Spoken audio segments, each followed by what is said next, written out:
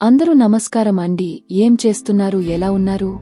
ఆ దుర్గమ్మ దయవల్ల అందరూ సుఖ సంతోషాలతో అష్టైశ్వర్యాలతో ఉండాలని మనస్ఫూర్తిగా అమ్మను వేడుకుంటూ ఈరోజు అమ్మ మనక ఇచ్చే సందేశం ఏంటో తెలుసుకుందామండి.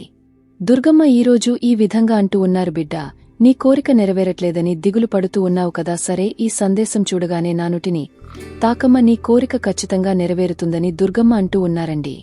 ఈరోజు దుర్గమ్మ మనం ఏ కోరిక అడుగుతుంటే తీరట్లేదో, ఏ విధంగా తన సందేశాన్ని మనకు అందియబోతుందో తప్పకుండా తెలుసుకుందాము.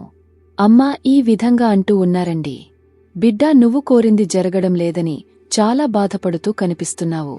గమనిస్తూ కూడా ఉన్నాను. చాలా అంటే చాలా గమనిస్తూ ఉన్నానమ్మా. నువ్వు చాలా దున్హకిస్తూ ఉన్నావు. అయితే నీ బాధను చూస్తూ ఉంటే నేను కూడా తట్టుకోలేకపోతున్నాను.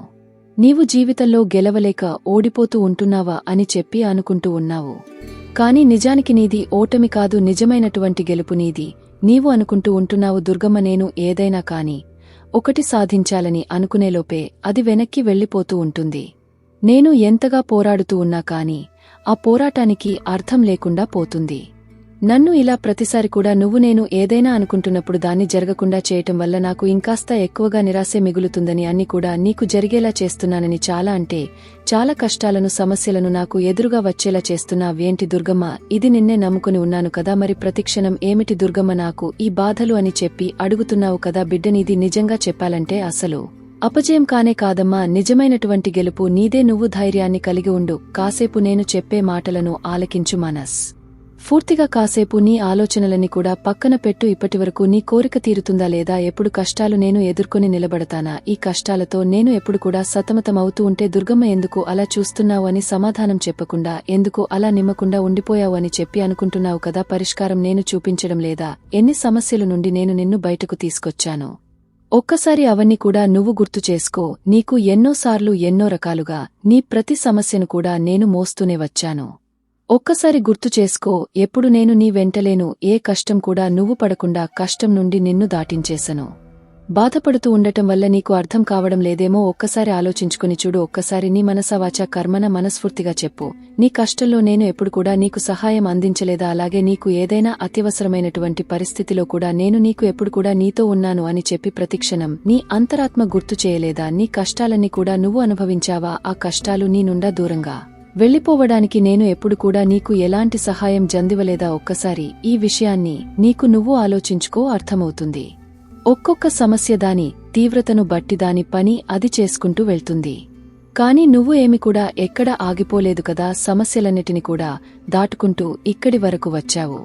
మరి నీకు ఏ సహాయం లేకుండానే నువ్వు ఇప్పటివరకు అన్ని కష్టాలు దయించావా? భగవంతుడు అనేవాడు ప్రతి క్షణం నిన్ను చూస్తూనే ఉంటాడు. నీకు ఈ కష్టాలు పెట్టినవాడు కష్టాలు నుండి బయటకు తీసుకురాడుని చెప్పేసి ఎప్పుడు కూడా పోహపడవద్దు. నీకు ఒక విషయం చెప్తాను, నాకు ఎవరు వద్దని చెప్పి నువ్వు అనుకున్నప్పుడే నీ జీవితానికి ఏదైనా కాని ఒక అర్థం అనేది ఉంటుంది.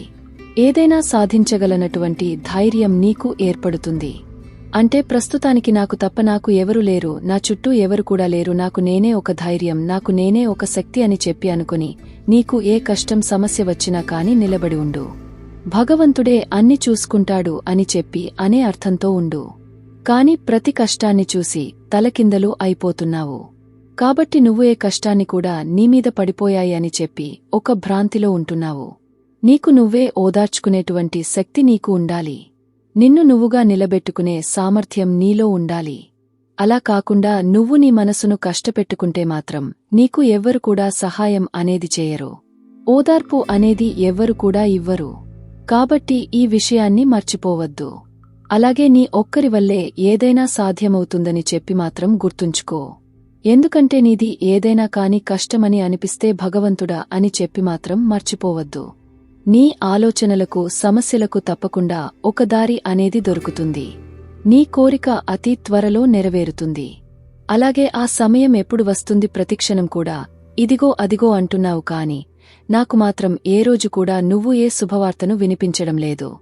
నా జీవితంలో కష్టాలు పూర్తిగా నాకు తొలగించినట్లుగా అనిపించడం లేదని చెప్పి అనుకుంటూ ఉన్నావు కదా. నీ మనసును ఆలోచనలు అదుపులో ఉంచుకొని మరీ ఆలోచించెప్పు. నీకు ఎప్పుడు కూడా కష్ట సమయంలో ఈ దుర్గమ్మ తోడు ఉండి చెయ్యి అందించింది. అలాగే నీ ప్రతి కోరిక నెరవేర్చాను. ఏదో ఒక కోరిక తీరనప్పుడు, కాస్త దానికి ఆలస్యమైనప్పుడు నీకు నువ్వుగా ఇలా దుంహకభరితిలో ఆలోచిస్తూ నిరాశకు గురవడం చాలా తప్పు. అన్ని కూడా అనుకుంటే అది జీవితం అయిపోదు. ప్రతి క్షణం నీకు ఎదురైనటువంటి ప్రతి ఒక్కడు కూడా అది మధురానుభూతిగా చెందాలి. ఏ సమస్యనైనా కాని సంతోషంగా ఎదిరించేవంటి శక్తి నీలో ఉండాలి. అప్పుడు నువ్వు వెళ్లేటువంటి దారంతా కూడా పూలబాటలా నీకు అనిపిస్తుంది. అలాగే ఎప్పుడైనా కాని నీకు ఒక కష్టం అనిపిస్తే ఈ దుర్గమ్మ నీకు అన్ని వేళల కూడా సహాయం చేస్తుందనే ఉంటుందని గుర్తుపెట్టుకో. నా మాటలు నువ్వు ఒక్కసారి బాగా గుర్తు చేసుకో. నేను ఎందుకు ఇలా చెప్తున్నాను అనేది నీకు నీ కష్టాలనేవి తప్పకుండా తీరిపోతాయి. తీరిపోతూనే ఉన్నాయి. కొంచెం అటు ఇటుగా కొన్ని కష్టాలు సమస్యలు అనేవి ఉన్నాయి. అవి ఎప్పుడు కూడా నీతోనే కాదు, నీ చుట్టూ ఉన్న వారితో కూడా ఉంటూనే ఉంటాయి. ఈ జీవన చక్రంలో కష్టసుఖాలు అనేవి సర్వసాధారణం అని నీకు తెలియదా? తెలుసు కదా. మరి దీని గురించి దేనికి అంతగా బాధపడుతున్నావు? ఎవరికైనా కాని సమానమే, ఏ జీవికైనా కాని కష్ట నష్టాలు ఉంటాయి. నువ్వు కష్టపడుతున్నావా అంటే తప్పకుండా నువ్వు సుఖపడేటువంటి సమయం కూడా దగ్గరలో ఉందని గుర్తుపెట్టుకో. అంతేకాని ఈ కష్టాలు నాతోనే ఉంటాయేమో, ఈ సమస్యలు నాకు ఒక్కరికే ఉంస్తున్నాయనో మాత్రం ఆలోచిస్తూ కూర్చోవద్దు. అలా అసలు ఎప్పుడు కూడా ఆలోచించవద్దు. ఈ తల్లి నీకు మంచి జీవితాన్నే ప్రసాదించింది. ఆనందంగా గడిపి సంతోషంగా నువ్వు ఉండడానికి ప్రతిక్షణం సహాయం చేస్తూనే ఉంటాను. బాధలు కష్టాలు చూసుకుంటూ దుంహకిస్తూ కూర్చుంటే నీ జీవితం ఇక్కడే ఆగిపోతుంది. కాబట్టి దేనికైనా కాని ఎదురు నిలబడాలి. దేని గురించి కూడా నువ్వు భయపడకూడదు. నీకు ఏ జీవితాన్నైతే భగవంతుడు ప్రసాదించాడో ఆ జీవితాన్ని సంతృప్తిగా అనవసరమైనటువంటి ఆలోచనలు పెట్టుకుంటున్నావు. కాబట్టి నీ బుర్రలో ఉన్నటువంటి ఆలోచనలన్నీ నిన్ను తినేస్తూ ఉన్నాయి. నీ పూర్తి బాధ్యత భగవంతుడికి అర్పించిన తర్వాత కూడా నువ్వు ఇంకా ప్రసాదంగా ఉండకపోతే ఏమిటి అర్థం? భగవంతుడిపై నీకు నమ్మకం లేదనే కదా. భగవంతుడు కేవలం నీకు అవసరాలు తీర్చేటువంటి కేవలము ఒక వస్తువులాగా కనిపిస్తున్నాడా? అలా కానప్పుడు మరి నువ్వు ఎందుకు భగవంతునిపై ఏప్రిస్తున్నటువంటి నమ్మకానికి అర్థం ఏమిటి? మరి నీవు నా దగ్గరికి వచ్చి, దుర్గమ్మ నువ్వు నన్ను చూస్తున్నావా? నువ్వు ఈ కష్టాలు వింటున్నావా? ఇటువంటివన్నీ కూడా నువ్వు అడుగుతున్నప్పుడు భగవంతునిపై నమ్మకముందినే కదా అర్థం. మరి ఆ నమ్మకాన్ని నువ్వు ఎందుకు నిలబెట్టుకోలేకపోతున్నావు? ఏ కోరిక అయినా, ఏ సమస్య అయినా అతి త్వరలోనే ముగింపు పలుకుతుంది. కాని దానికంటూ ఒక సమయం అంటూ ఉంటుంది. ఆ సమయం వచ్చేంతవరకు మీరందరూ కూడా తప్పకుండా ఎదురు చూడాలి. ఇకపై నువ్వు ఎప్పుడు కూడా నాకు సంతోషంగా మాత్రమే కనిపించాలి. ఎప్పుడూ అసంతృప్తిగా అస్సలు కనిపించకూడదు. నీ ముఖంలో ఎప్పుడు కూడా చిరునవ్వు మాత్రమే కనిపించాలి. అది ఏ సమయంలో అయినా కాని, కష్ట సమయమైనా ఏదైనా కాని నువ్వు మాత్రం సంతోషంగానే ఉండాలి. అదే నీకు కావాలి, నాకు కావాలి. నీ జీవితం ఆనందంగానే మారుస్తాను. నీ నుండి దూరంగా విసిరి పడేసిన అన్నిటిని కూడా కన్నీరు పెట్టుకుంటూ వస్తున్నాయి. నా బిడ్డలు కన్నీరు పెట్టుకుంటూ ఉంటే నేను ఎలా చూస్తూ ఉంటాను చెప్పలేను, చూడలేను. అందుకే ఎన్నో విధాలుగా నీకు ధైర్యాన్ని అందివానటువంటి ప్రయత్నం ప్రతిరోజు కూడా చేస్తూనే వస్తున్నాను. కొంతమంది బిడ్డలు నా మాటలు వెంటనే తెలుసుకుని గ్రహించి నా బాటలు నడుస్తారు, ధైర్యంగా ఉంటారు. కాని మరి కొంతమంది బిడ్డలు మాత్రం నేను వారిని ఉజ్జగించుకోవాలి. నేను ప్రతిక్షణం కూడా బుజ్జగస్తూనే ఉంటున్నాను, చాలా శ్రద్ధతో వింటున్నాను, ఓపికతో ఉంటున్నాను. మరి నేను చెప్పేంతవరకు చాలా ధైర్యంగా ఉన్నట్లుగా కనిపిస్తారు.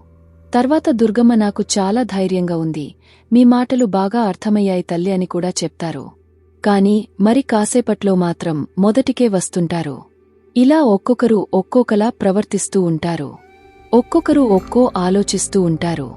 అందరికీ కూడా నేనే సర్ది చెప్పుకుంటూ వస్తున్నాను కదా. మరి నీ మనసులో ఉన్నటువంటి ఆలోచనలు ఎందుకు అలా ఉంటున్నాయి? ఒక్క విషయం గుర్తుపెట్టుకోండి, నేను ఎంత చెప్పినా ఎన్ని దారులైనా సరే మీకోసం చూపించినా మీరు చూడందే నేను మాత్రం ఏమి చేయలేను కదా. ఈ విషయాన్ని మాత్రం మీరు మర్చిపోకండి.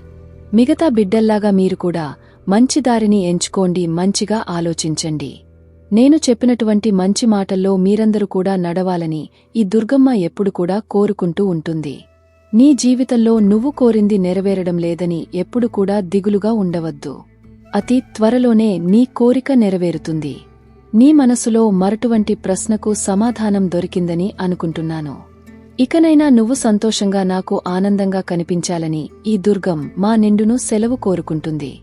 మరి తెలుసుకండి, ఈరోజు దుర్గం యొక్క సందేశం మీ అందరికీ కూడా ఈరోజు దుర్గం యొక్క సందేశం నచ్చింది అనుకుంటున్నాను. నచ్చితే మరి కొంతమందికి మన వీడియో షేర్ చేయడం మాత్రం మర్చిపోకండి.